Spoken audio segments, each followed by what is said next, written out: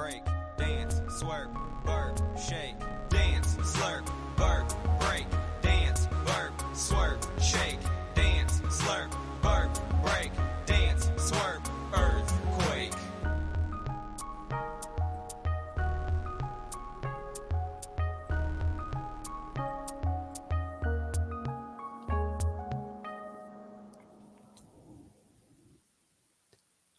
Hey, I did the buttons right that time. Good for me. Good for me. Greetings, everyone. Welcome to another week of Fantasy NBA Today. The count up to the season is at 15 days. Rocking a Shooter McGavin shirt to celebrate. Rocking a Dodgers hat because my poor Dodgers need a little bit better fortune in game 2. That was not fun for me. And today, we are once again diving into Yahoo's board. And I didn't know that we'd have to do it again this soon, but we do. Yahoo rearranged their pre-rank sheet yet again, leaving the top of the board largely unchanged. But once you get into the 20s and 30s, things do start to shake up a little bit. First things first, please do find me on Twitter at Dan Bespris. I am at that point of the year where I'm just literally telling you now, you need to go find me on social media because things are about to pick up.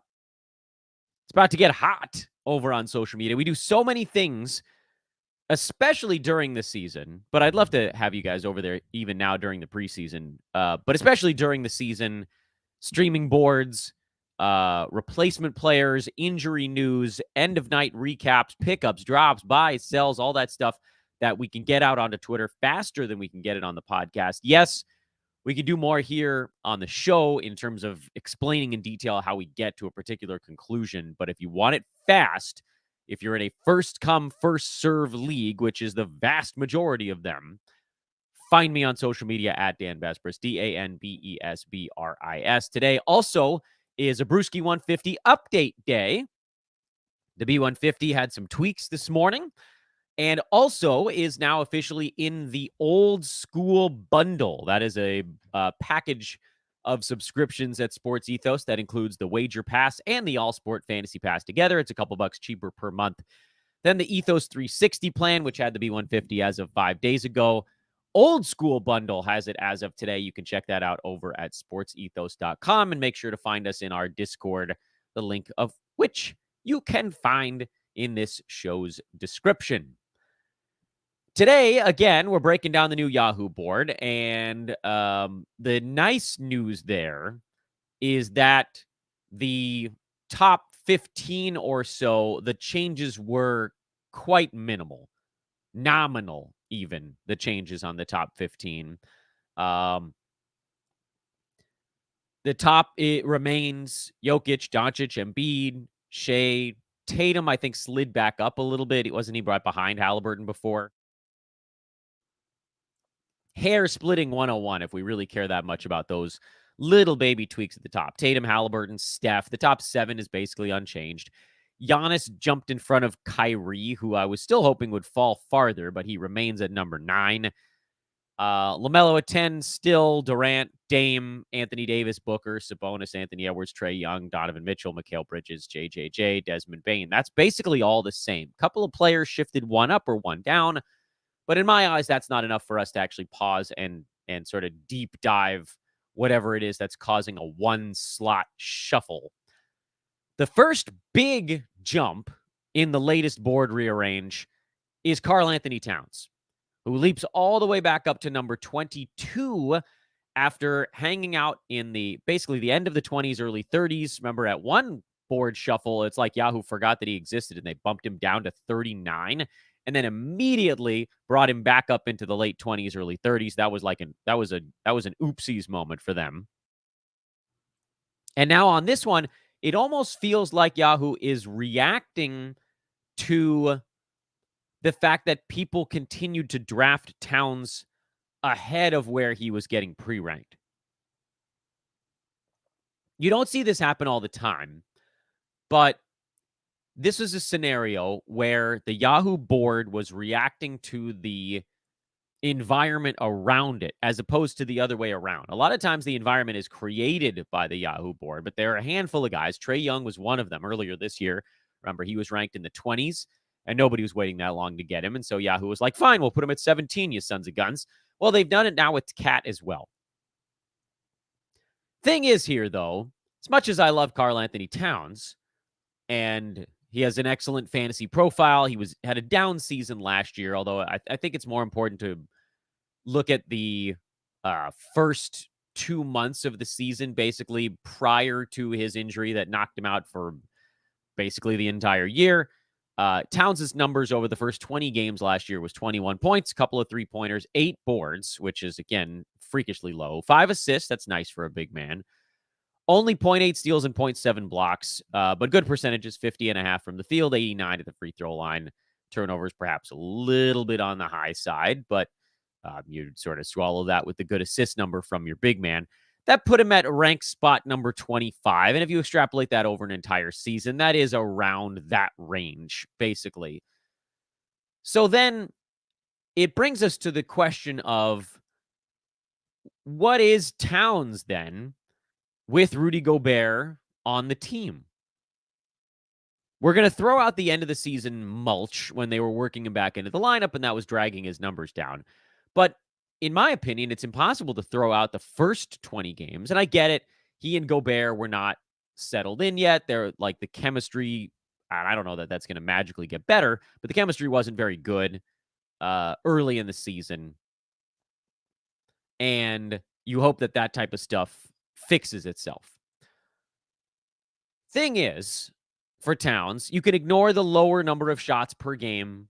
I know that Anthony Edwards is going to be taking a bunch of those, but they traded D'Angelo Russell and got the captain of the boat, basically the driver, the limo driver. You know what? Let's call Mike Conley the limo driver right now. He's just taking all these very fancy folks and he's getting them to the right spot. He's the perfect kind of point guard for this type of team. So the shots that Anthony Edwards might have taken, D'Angelo, that trade sort of gives back. I'm not worried about Towns' usage. He's still one of the premier offensive players on that team, and I still expect him to get 16-plus shots per game as opposed to the 14.8 he settled on last year. So expectations there for Towns. The shots probably tick back up a little bit to whatever it is, 15, 16 range. And that's good because that'll bring his scoring back up from 20.8 to, I don't know if it gets back where it was the previous season, but perhaps 23 is within reach. 22, I would think, is very much within reach. Free throw number has been a good one for him. He'll hit some three-pointers because he's a very good outside shooting big man, high percentage out there. Percentages for him are going to be pretty good. The issue for Towns comes in rebounding and defense because the assists actually are not that far out of character for him. He had a couple of seasons where he was at 4.5, so it did, go up a little bit. But 4.5 to 5 range doesn't actually, it's not a big jump from previous fantasy years for Towns. The drop-off is the bigger fear because Rudy Gobert has shoved Cat to the starting power forward spot. And I know that they're going to have Towns playing as many of the backup center minutes as humanly possible, but they do still have Naz Reid on that team, and he also deserves playing time. They'll find it where they can find it. Even if we assume that Cat gets every backup center minute behind Gobert, that still means that some 18-odd of Cat's minutes on the court are going to be at power forward. And there's just sort of no math you can do to math that away. Big men playing power forward put up poorer numbers. And I know someone's going to be like, Anthony Davis wants to play power forward. Yeah, that's a little bit of a different monster because they want him playing power forward typically next to someone who can bang with the big guy under the boards and allow AD to roam a little bit more, both on offense and on defense. So his probably isn't impacted quite as much as someone like Towns, who you are specifically playing with an interior big man now. Gobert is not going to space the floor. Gobert on defense is the last line of defense, which is, again, a situation where someone like Anthony Davis, he remains the last line of defense. So you're like, okay, will the blocks come down if he's playing the 4? Probably not. Rebounds might, while we're on the Anthony Davis topic. And for Cat, the rebounds sort of had no choice but to go down. If he's not going to be playing full-time center minutes, and for many years he was at 35 to 38 minutes per game, that's just not a number they're going to try to get him to anymore. So that brings the rebounds down. Gobert brought the rebounds down. 8 is beatable, but I don't think he gets to double digits. So the hope that Towns goes from number 25 early in the season last year to something magically better, I think is maybe a little bit unfounded. Little more usage maybe gets him to that 22 spot where he's being drafted, but there's just no room beyond that for him. And so Yahoo now, by bumping him up to this spot, has pretty much obliterated whatever value he might have had before. So kind of a sad trombone moment here for Towns, who has pushed himself so high that, and I'd say, is he a safe play? No. Towns was safe until he wasn't. He was one of those situations where you don't really want your big man playing every single ball game every single day. But Towns played every game for 4 or 5 years in a row, and then all of a sudden the wheels came off. He played in barely any games in 2019, 2020. He missed 20 some odd games the year after that. He did have a healthy 21-22, which thank goodness, but then he was banged up again last year. He's been hurt like significantly 3 of the last 4 seasons now. Small adjustments between Towns and the 30 slot, which, again, if you wonder why I go by 30s, because that's how the Yahoo window arranges them, and that's kind of how we'll look at things. No massive adjustments through the next kind of small chunk of players, taking you through, and maybe I should have been reading these because that's what we did in the first part. Let's go ahead and go back, and for the folks that are listening only, after Towns, Kawhi, Jimmy Butler, they're still 23, 24. Freddie VanVleet at 25. I think maybe he came back up a slot or two. Harden moves down 1. Markkanen, Siakam. I think Pascal went down a couple slots here. LeBron at 29, and Paul George has been at 30 for, frankly, as long as I can remember. 30s are not particularly shuffled either. Cade, DeJounte Murray, Bam Adebayo, Miles Turner, and Jalen Brunson, the front half of the 30s. Then Drew Holiday, Jaylen Brown, Darius Garland, Victor Wembanyama, and Evan Mobley get you through to pick 40. In fact, it kind of continues a little bit there. De'Aaron Fox, Kristaps Porzingis, and Jamal Murray, 41, 42, 43. Those guys are all around where you'd expect as well. Then you get into a couple more adjustments. Scottie Barnes bumped way up to number 44 on the latest board. And I'll say this, his initial preseason game is only going to solidify this, because he put up like 15, 7, and 4 in a quarter and a half of basketball. And there's a lot of stuff coming out on the internet about how he's a little bit of a basketball genius.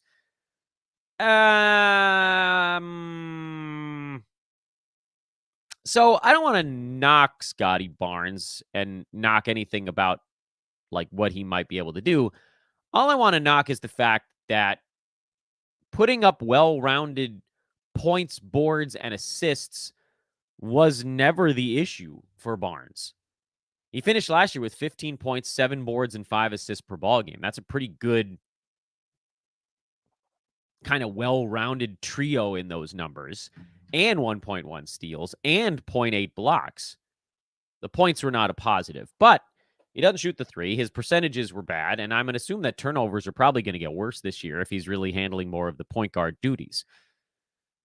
Is there a path for him to get into the 40s this year? Yeah, I mean, there's that sort of magic of the unknown with him, where if the percentages get better and if the usage goes up with Freddie VanVleet out of town and Barnes, I would say Dennis Schroeder is still the point guard, but Barnes is going to be running the offense for some chunk of time during these games. Yeah, things could get better. Could 15 points become 17? Could 6.5 rebounds become 7? Could 5 assists become 5.5? Yeah, I think you're looking at a bunch of incremental jumps for him, because I don't think that he now is the guy that just sort of steps into everything vacated. Some's going to go to Schroeder. Some is going to go to Siakam. Everybody's going to get a little piece of the pie, and then Barnes might get a slightly bigger piece of the vacated usage pie. The vacated usage pie, ladies and gentlemen, brought to you here by Sports Ethos. But then the problem with him remains in the percentages. If he's really asked to do a bunch more, you don't usually see a big percentages jump with that. And then if he starts to add the three-pointer, that potentially sends the field goal percent in the wrong direction. I don't see the I'm trying to think of the right way to phrase it, because Barnes did shoot better the previous season, but his free throw percentage was worse. I just sort of don't see this massive flying leap happening. And then the problem is that by drafting him here, where Yahoo's put him on this latest board, number 44, you leave almost no room. Like, the big leap for him would get him to this spot. What's left to do? You know? If he was getting drafted at like 75, which is just barely in front of where he was last year, and like, oh, well, like field goal percent comes back to where it was, he gets past that. Yay, that would be a wonderful thing. But he's already getting drafted 40 slots ahead of where he finished last season. And if you're like, oh, Dan, he makes more sense in points leagues. Yeah, that's true. That's true by a little bit. Is that why he's getting pushed up the board? Is it the 8 cat? No, not really. His turnovers were not that bad. For someone in the 80s, they were a little bit higher than average, but like not insane. This is a guy who is just being drafted on the assumption that a bunch of things are going to happen. And they might. That's always a possibility. But you guys know, if you've been listening to me for a long time, I don't like to draft based on what I need to happen. I like to draft based on something like a set floor, and then anything above that becomes gravy. Next name on the list of guys that moved around was Deandre Ayton. This is the least surprising bump of perhaps anyone on the board. This is the first shuffle for the Yahoo pre-rank sheet since the trade that brought Deandre Ayton from Phoenix to Portland. Everybody's assuming he's going to get more to do there, and he probably will. He was at 13.5 shots per game last year in Phoenix after 12 the season before that. He's already a double-double guy, 18 points, 10 boards. The problem here, again, and I don't really have a big issue with folks taking Ayton in the 40s. I think that that's a perfectly reasonable spot. He could get there, or he could end up just slightly behind it. My issue is that this dude doesn't block shots. He doesn't. And he had a weird surge during the first COVID year where he was blocking 1.5 shots per game. Nobody knew where the hell it came from. Every other season of his career so far, he's been around 1 per game. That's what he's averaging in traditional starters minutes. The things that we like is that the one season where Ayton was putting up bigger numbers was the season he was playing about 2 minutes more per game. That could very well happen in Portland if they're just going to sort of let him run free. You might see an extra shot in those 2 minutes per game, so that could get him closer to 20 points per game instead of 18. You'll probably see more rebounding by just being on the court a little bit longer. So an extra, I don't know what we want to say. He's getting about a rebound every 3 minutes, so maybe 1 extra rebound per ball game. Assists, turnovers, steals probably don't change much. Maybe blocks ticks up from 0.8, 0.9 to like 1 or 1.1. So there's a lot of little things to like about this move for Ayton.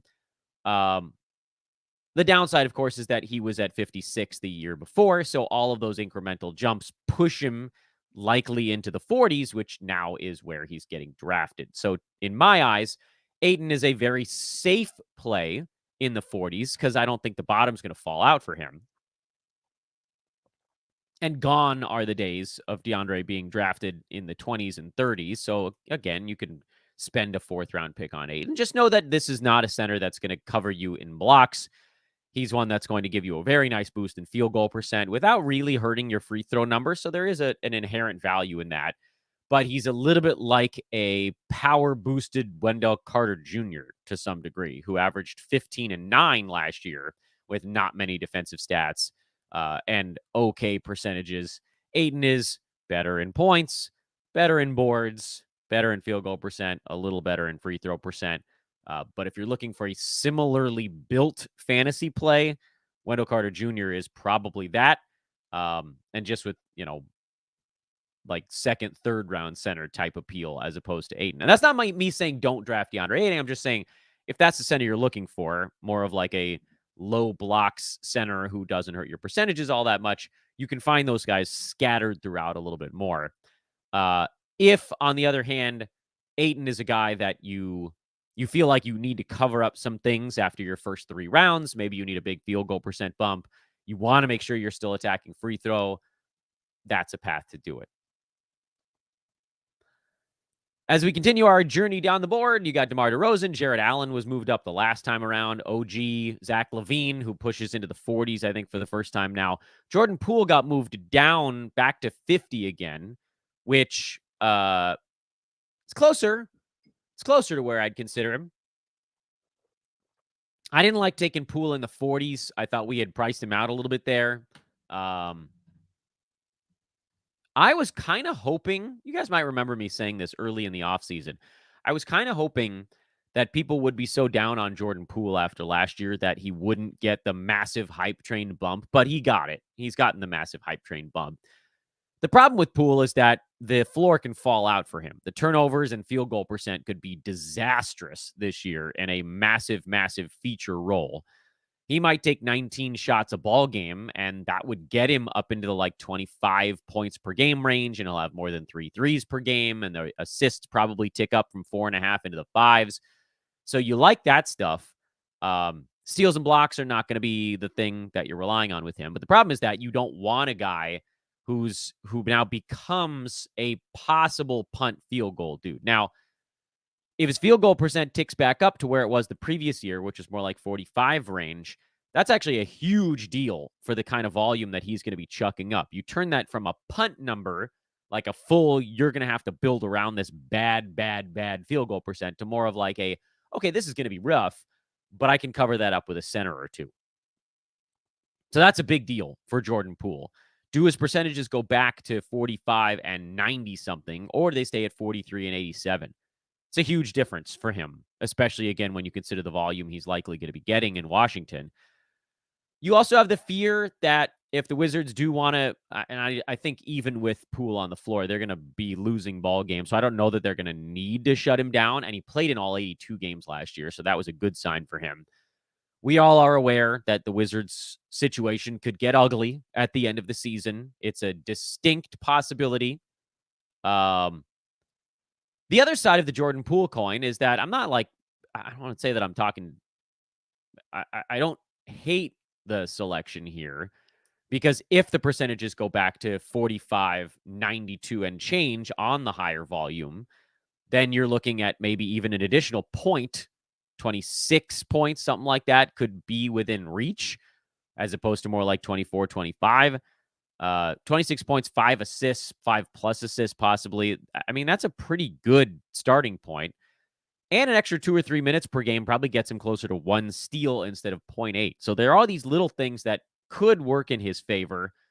We know the usage is working in his favor. The problem is that we need to be sure that the bottom isn't going to fall out in field goal percent and turnovers, because you could see 3.5 turnovers per game and massive volume, 43% from the field or worse, possibly. And then you're staring down the barrel of a team build that maybe you didn't intend to have when you got to your 5th round pick. But if everything clicks, it would be a lot of fun. You know, the 45-93 splits, the free throw. I mean, if he's taking 6 free throws a game at 93%, that becomes a really big positive for him. That's like guys at the top of the board level positive. That's, Kevin Durant, 7 free throws at 92%. That's huge. That's a colossal power boost. So there's a little bit of a question mark, and that's the thing. Do you take the shot on it? I would have loved to take the shot on this after 60. In the 40s, I won't think I was taking the shot on it. Now at 50,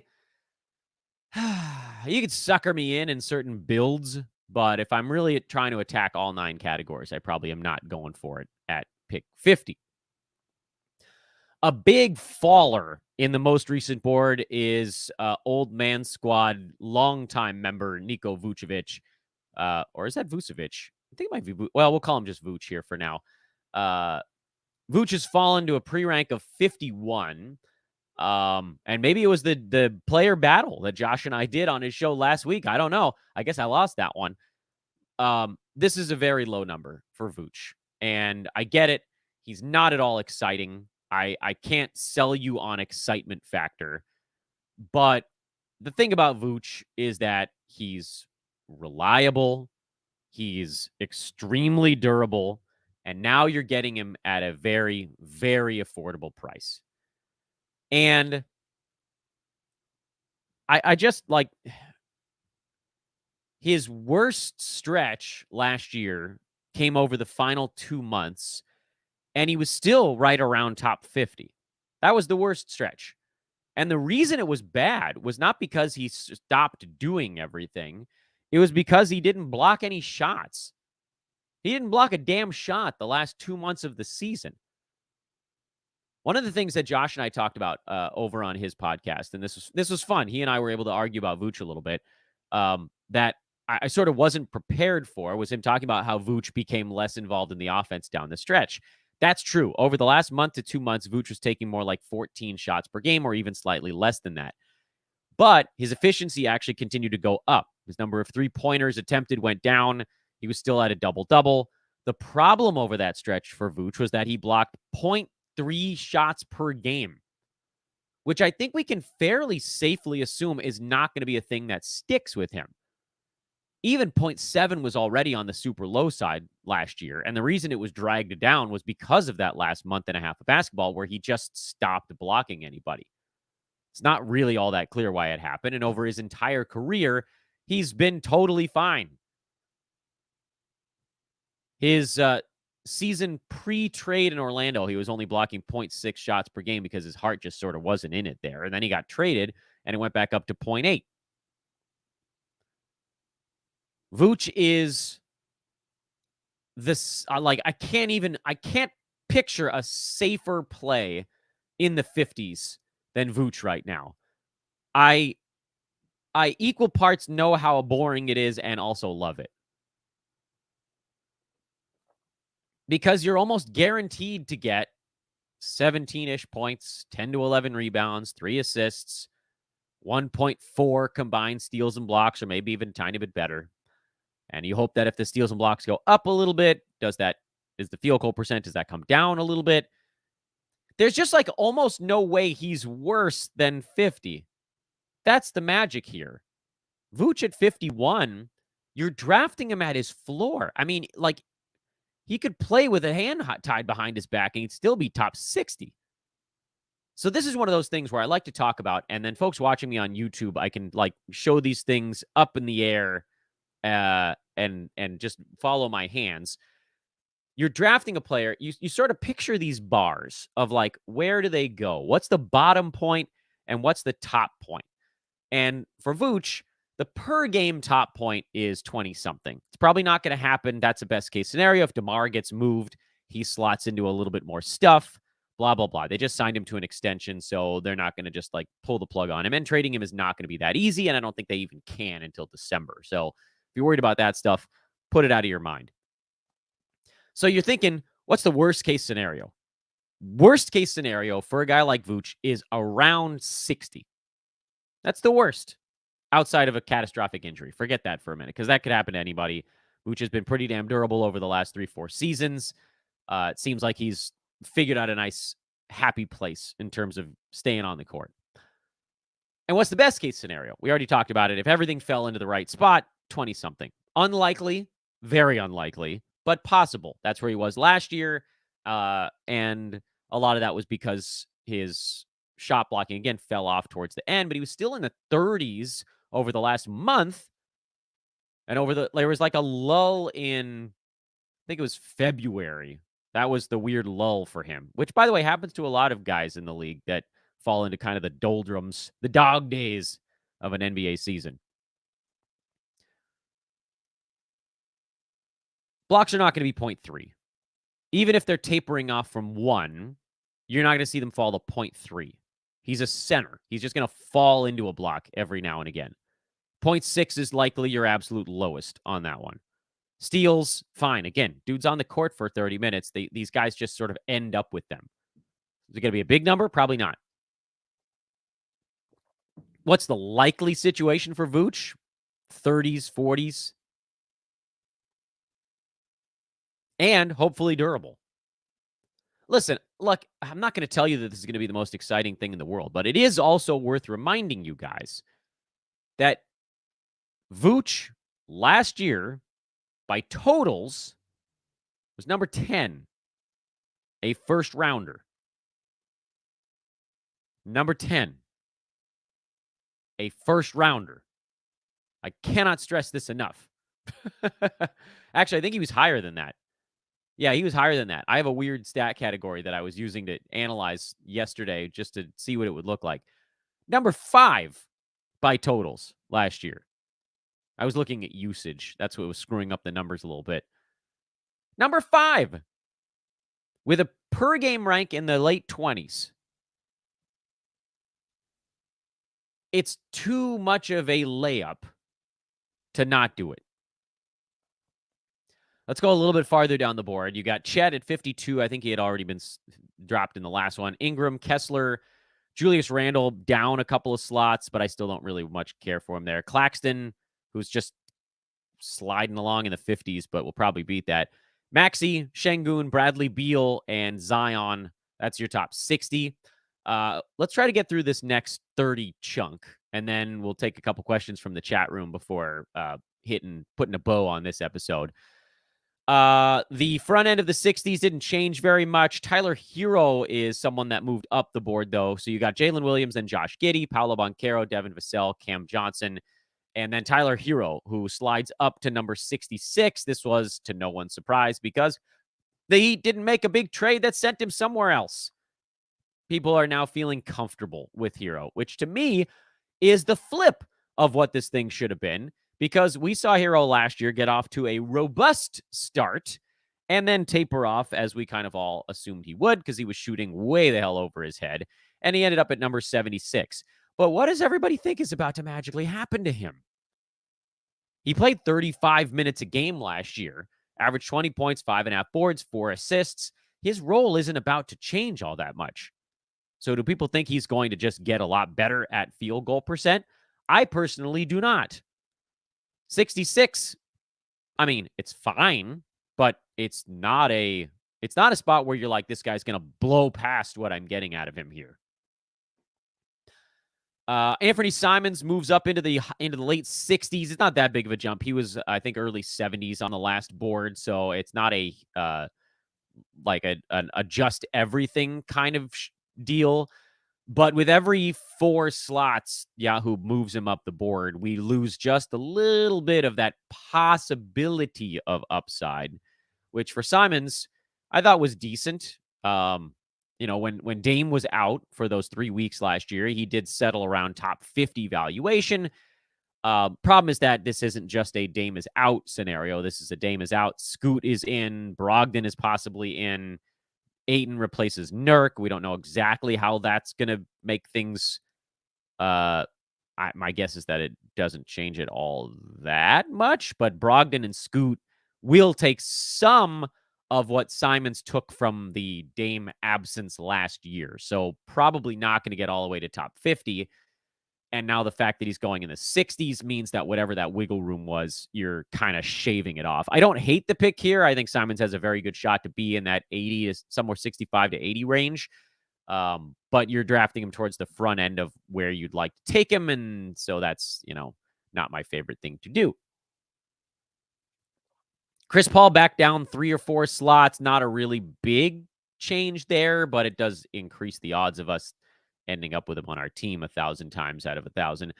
Brook Lopez at 70, then Jeremy Grant, Clint Capella, Derry Rozier, Jalen Green, Tyus Jones, Franz Wagner, Jakob Poeltl, Marcus Smart, who I think, did he get into the 70s on the last board? I honestly can't remember. Chris Middleton, who's falling again. I still don't want anything to do with him. Scares the crap out of me.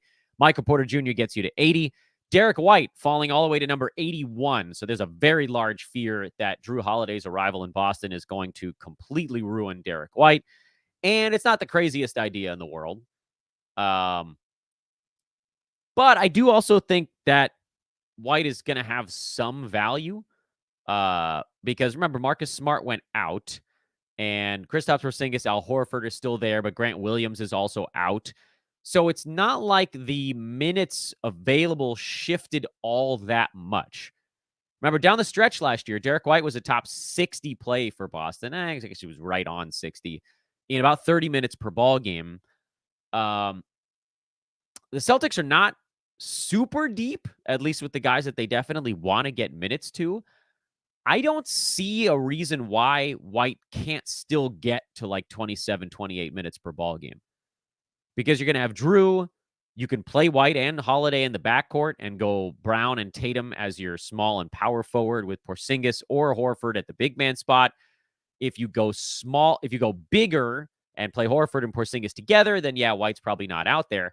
But if you're just thinking about like how many minutes are going to each player at each spot, Derek White getting 25 to 30 minutes is not at all insane, even with Holiday coming to town. Because remember, Marcus Smart's minutes opened up, and everybody was like, oh, Derek White's going to get all of those. But he was already getting 30 minutes per game. And Malcolm Brogdon was still around, mind you. So I don't think that Derek White falls off a cliff quite the way that the reaction to him suggests he might. And now getting him in the 80s is kind of okay. I'd still prefer he fall a little farther. This still suggests that people are like, yeah, but he's still going to play. And that's the proper valuation on him. But if 60 is the target number for him in terms of like, hey, if things break the right way, this is where he could end up. You're, again, not leaving a ton of wiggle space. But there's a lot to like about Derek White. He's best shot blocking guard in the NBA. And he gives you a little bit of a whole bunch of stuff, which, I like. Robert Williams at 82. Nah, I'm not doing that. He's a backup in Portland. And yeah, he'll get to play some minutes, but that's a dangerous backup play there. McCollum at 83. Markelle Fultz, Tobias Harris, Kyle Kuzma. Jalen Duren slides up with Mark Williams into the late 80s. Draymond Green at 89. Buddy Hield at 90. Let's go maybe like 10 more slots. Then you got Wiggins, Trey Jones, Miles Bridges, John Morant, Klay Thompson, who's back now into the 90s. We'll see where he actually gets drafted. D'Angelo Russell, who I think was past 100. Did he get moved back up a little bit? Mitchell Robinson back up to 97. Austin Reeves continuing to tumble. He's now at 98. And now suddenly I'm okay with an Austin Reeves draft pick in this range. I didn't like when people were taking him in the 70s. That priced him out in a lot of ways. Now he's kind of interesting again.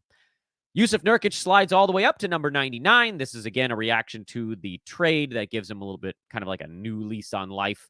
And John Collins remains firmly at number 100.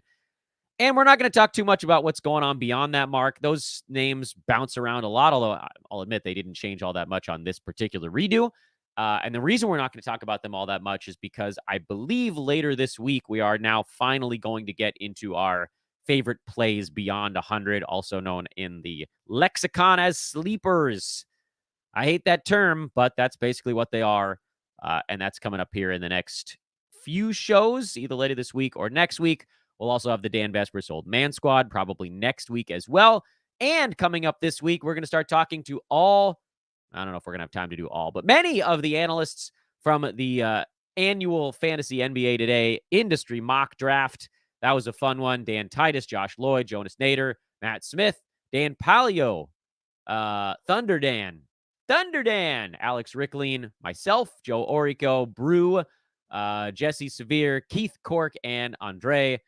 My good buddy. You guys know Andre. He is, I wanted to pause and like say a bunch of nice things about him, but I feel like I've done that on almost every show.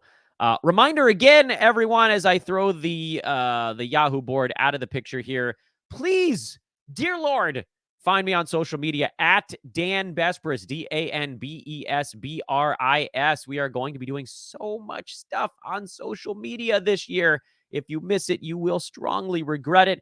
We're going to do some questions here from the YouTube chat room, so if you have one, you can flip it in there as well. But I also want to once again remind everybody that the Brewski 150 got an update today, and it is again in the old school bundle. I should also mention that projections, Brewski's projections are in the Fantasy Pass now. So you can actually just get a Fantasy Pass, NBA or All Sport, and have access to projections. G. Cates, I keep wondering we are underrating Cat's scoring upside this season, given the low relative usage rates of everyone else on the roster. Where do you see him settling in points per game? 22-ish, I think, is where I see Cat this year. I just maybe 22 and a half, 23 at the absolute most. This is now Anthony Edwards' team. Desmond Ho asks, is this points or categories? I talk mostly in categories. Almost everything I talk about is category format. We'll try to do a points show with Keston at some point here soon. That might be like a bonus weekend type of thing. Who would you target with picks 2 and 3 if you were punting points? Oh, that's an interesting question. All right, let's go back to the second round of a draft. Punting points, guys. Domantas Sabonis is intriguing because he'll probably be in the high teens, which is sort of low for that range. JJJ is a possibility if you're trying to cover up some of the other big man stuff. Jimmy Butler, believe it or not, is not a super high scoring basketball player. He had to score 23 last year, but if they had their druthers in Miami, he'd be closer to 20. James Harden was at 21. Interestingly, not a terrible punt points selection. It doesn't feel normal, but that is actually the truth. Freddie VanVleet is not a terrible choice in that range either. Or you just take the player you love, because a lot of the punt point stuff happens either with the dude you took in the first round or later on. We start to target some of the big men who don't score as much, guys like Draymond Green, but give you all these other stuff. Albert says, how do you factor in the possible erosion in efficiency for guys like Desmond Bane or Tyrese Maxey if Harden leaves when they are put into a higher usage role with the defense keying in on them more? We've seen guys actually, I think that we sometimes overblow the guy does more usage or efficiency suffers things. Some guys handle it fine and other guys don't. Like, you think about Donovan Mitchell just took a spike last year and did more at the same time. Lots of guys have seen that I'll do more and my efficiencies. I think Brandon Ingram had that when he went to New Orleans. He did more and his efficiency went up. So I don't worry about it too much. Typically, usage is value. I think we talk ourselves into knots about how, efficiency spike, big efficiency spike. I feel like Devin Booker is the example of that on the other way. Yeah, everybody kind of agrees he's going to get to do less, but will his efficiency was already about as high as it's going to get. He's a very efficient basketball player. So I'm not super worried about that because Desmond Bane is really good, as is Tyrese Maxey, and still there is Joel Embiid on that team. So plenty of guys pulling it away, or plenty of guys, or Embiid, I should say, opening things up on the Maxey side. And then with Desmond Bane, the regular season, man, nobody keys in on anybody. Or first couple of games, maybe. Anyway, asking this because Terry Rozier sucked last year with LaMelo Ball out. Yeah, so the problem there is that Rozier needed a point guard getting him the basketball. And I don't think we really see that because the Grizzlies, Ja's not a traditional point guard. Philadelphia will just run it through Embiid. He'll be the guy that distributes. So I'm not as worried about that as the Terry Rozier thing. He just got put into a terrible spot. And it is a good question. And he says, great question. It is a good question, but I'm not as worried about those guys. Kenneth says, aside from doing mock drafts, how do you prepare mentally knowing your draft order 30 minutes before the draft begins? Rough, man. I mean, you could try to squeeze in a mock draft during that window, but hopefully we have all done enough here over these months to just say, okay, well, if I know my draft slot, I generally know the guys that are going to be coming to me in this area, particularly early on. And then beyond that, you just, you don't change your strategy all that much. You just take your guys 3-4 picks in either direction, basically. Let's see here. JP, hi, all. Another great show. Thanks. Who's going to be the main man in Orlando this season? It's going to be Paolo. And you hope that he fixes his efficiency stuff. Dem Bird says, it's plausible that Vooch has hit the point of his career where the defense falls off a cliff and the blocks don't come back. They'll come back from 0.3. They might not come back from 0.7, but they'll come back from 0.3. Chris says, taking preseason with a grain of salt, Chris Dunn looked pretty good last night. I love Chris Dunn as a fantasy asset. He's always, every time he's given minutes, he produces. It's going to be rough. I mean, is he better for what Utah tries to do night to night than Colin Sexton at the point guard spot? Probably. But do they give him 25 minutes? I doubt it somehow.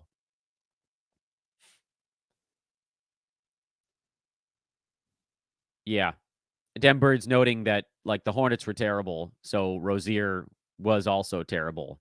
Let me try to phrase this in a way that the folks not watching.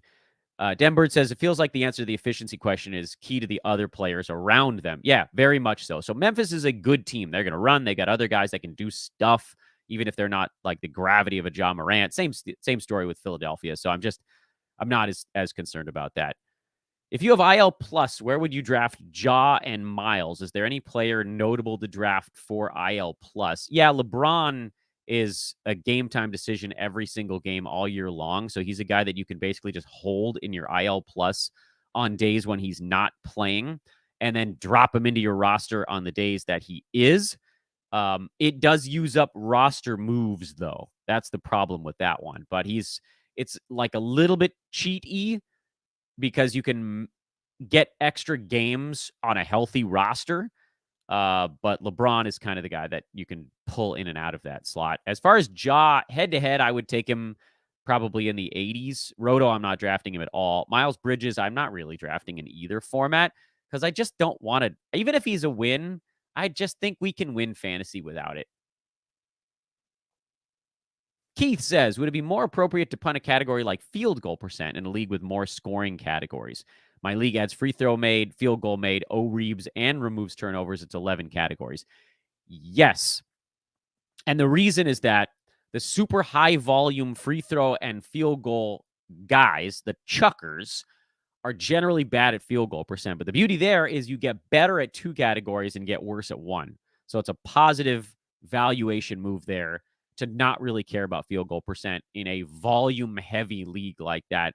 I see they added O-reaves to try to give big men like sort of 1 foot back in this thing, but you're going to be in a pretty guard heavy build would be my guess, Keith. So I think you can probably punt field goal percent and get away with it. And the last question of the day before we shut her down, and I will probably try to do a mock a little bit later. I have the first pick, and the second and third round is filled with injury-prone guys like Kawhi, Butler, Harden. My league is not competitive, and I'm likely to make the playoffs. Should I draft them? So I would say if your league is less competitive, you can avoid those guys. If your league is super competitive, you might need to take a shot on an injury-prone guy staying healthy because there's just not that many ways to get over the better competition. So I would say you could veer into the guys in that range that are more likely to stay on the court. And plus, you likely have Nikola Jokic, so you just kind of don't want to mess it up too much. Oh, here, quickly, one last question slipped in. Is Jordan Clarkson out of the rotation? No, he's very much in the rotation. They paid him a bunch of money to stay there. He'll play, he's a punt field goal guy exclusively, pretty much, but he'll play. Don't worry about that. Neil's asking what the hell's going on at ESPN. Yeah, their rankings are all over the board. The ESPN has completely stopped caring about fantasy basketball, and I really hope that doesn't mean that fantasy basketball dies for them, but they're putting no effort into it whatsoever. My voice is tired, and I want to save some for a mock draft later today. Thank you, everybody. Nice crowd in for this one as we are now 15 days from the start of the NBA season. Again, like, rate, subscribe. I forgot to yell that at you earlier in the show, but definitely do follow me on social at Dan Besbris. Have a great few hours, I think, until we talk to you a little bit later here on this lovely Monday morning. Dan Besbris out.